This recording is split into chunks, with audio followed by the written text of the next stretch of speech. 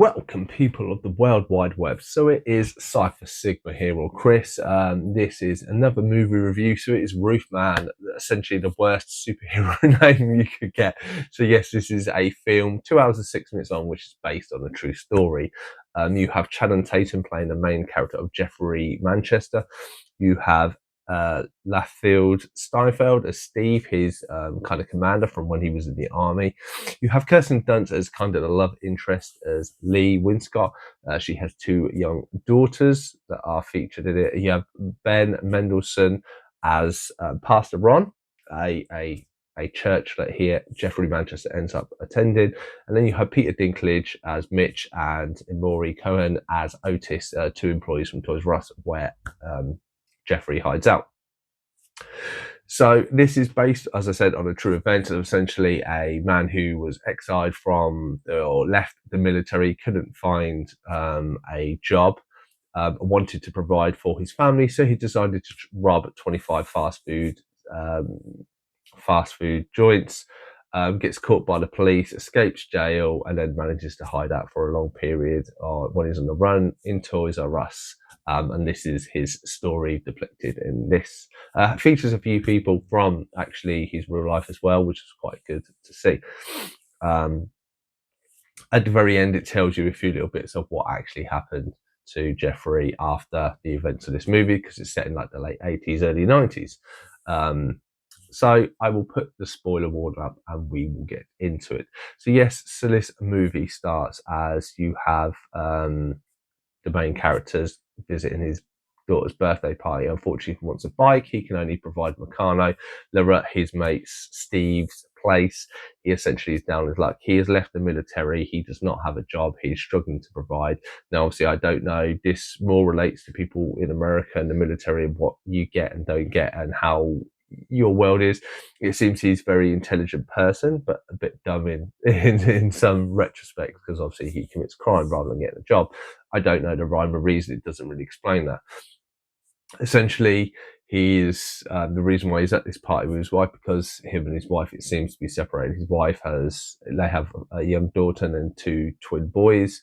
After the party, he gives them back, and you can tell that he's kind of very needs a way to get some income, goes into McDonald's, realizes stuff that's going on with McDonald's, and they're all set up the exact same. So essentially, he then figures out that to live a perfect life, so to speak, he has to rob 45 McDonald's or fast food chains. He does this. And then we skip forward to his daughter's next birthday. They're in a massive house, cars and everything. Unfortunately, the police turn up and go to arrest him. He runs, he gets arrested, he goes to jail. His family are basically moving on, and he is like excommunicado. That is it. You then have him in prison. He then trying to figures out a way why he, basically, as time goes on, everybody gets in routine, and then he realizes that there's a way that he can escape on the recovery truck. Or delivery truck that do benches that he helps build within the jail that he is in. He escapes, he manages to get out, and then he is basically on the run. He tries to contact his mate Steve. Steve isn't, he says Steve to call him in like a month. And he's got a hideout, so he starts trying to find places to hide out. And then he comes across a Toys R Us. Why obviously the police are there. He obviously is a bit he is a bit suspicious. Passes Peter Dinklage, like, we're closed in 10 minutes. He goes to the toilet, manages to jump up in the roof, and he is then hidden away. There is a police officer that does come in thinking they've seen him, goes out. He then starts noticing stuff, as I say, around it, starts avoiding the cameras and that, and then he realizes that he can hack it. He manages to find the passcode for the security, reselects it so he can do what he wants. He then starts picking stuff up, like his own cameras, and setting up his own camera network so he can spy and stuff. And then he realizes in the center of it, near the bikes, there's like a hollow tube, and he basically gets some mattresses, and this is where he stays. When he phones Steve again, Steve has been redeployed from the military for 6 months, and he has to phone him on the 1st of December. So he then has 6 months essentially in this locked Toys R Us where he has to stay, where at night when everyone's away, he kind of gets to shower, eat what you want, and take an inventory. And this is where, with the camera set up, he starts to notice Lee, starts to kind of like her. She's doing a drive at a local church, and he basically nicks loads of toys from Toys R Us and delivers it to him. He kind of gets dragged into the church and meets Pastor Ron and obviously Lee and everything else. And then they kind of say, like, who are you? And he goes, oh, well, I work for the military, but I'm, hidden kind of here.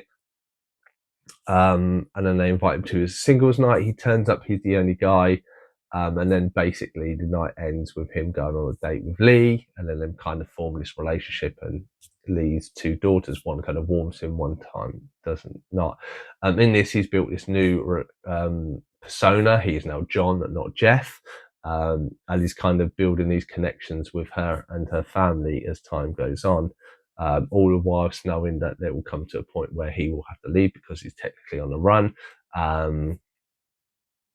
And something. So as the kind of film progresses and something, he steals more stuff from Toys R Us and sells it at pawn shops and that to make money, and stuff like this, all leading up to the 1st of December, where his mate Steve comes back. He goes there. Steve knows what he's like, gets him passports and stuff, and basically a way out of the country where he can live a life away from extradition, stuff like this. But it will cost him 50 grand. He doesn't have 50 grand. He has a few grand of what he's saved and stuff like this. And you realise through the story, he's always wanted to provide for people and spend loads of money when they don't want him. They just want him for him. And that's kind of the underlying story for this. Then you get to the final kind of Christmas time, where basically, I say, he has to find that 50 grand. He decides to rob a pawn shop. All goes completely wrong because he's panicking. And essentially then, he basically put a big target up.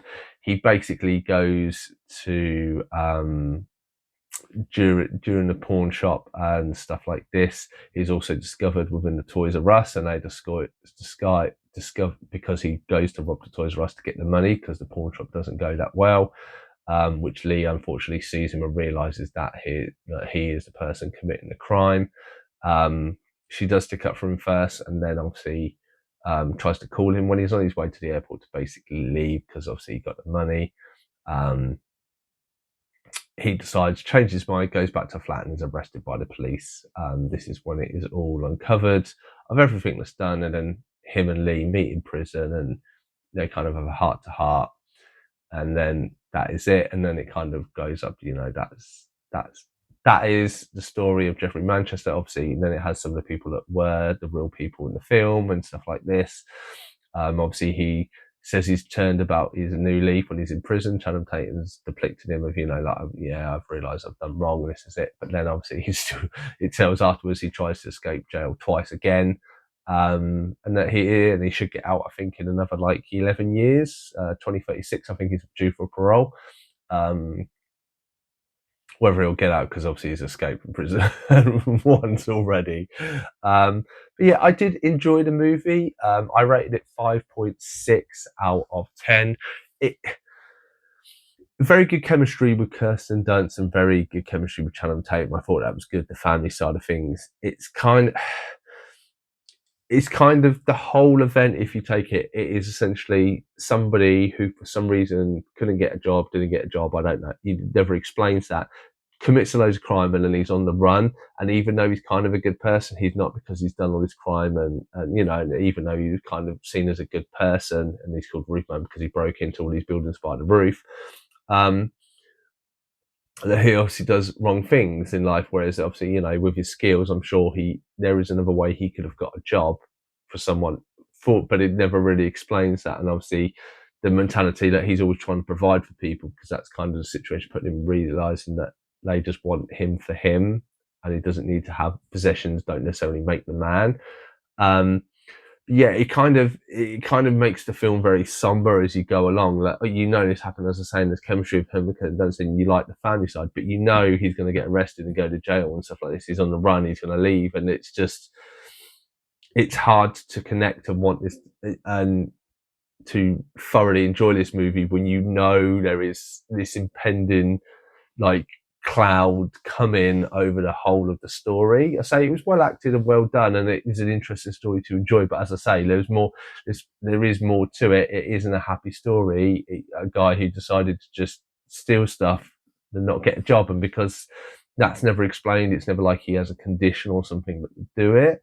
I found that was a little bit of a struggle for the film, which is why I've rated it. I say enjoy it. I would pick it up if it was cheap, because I did enjoy watching it. And obviously I do like true stories and learning about some of the people, and the pastor Ron, the real life one, has been to see him, and he's maybe had a bit of faith. But then the fact, like, he went through all of this and then he's tried to,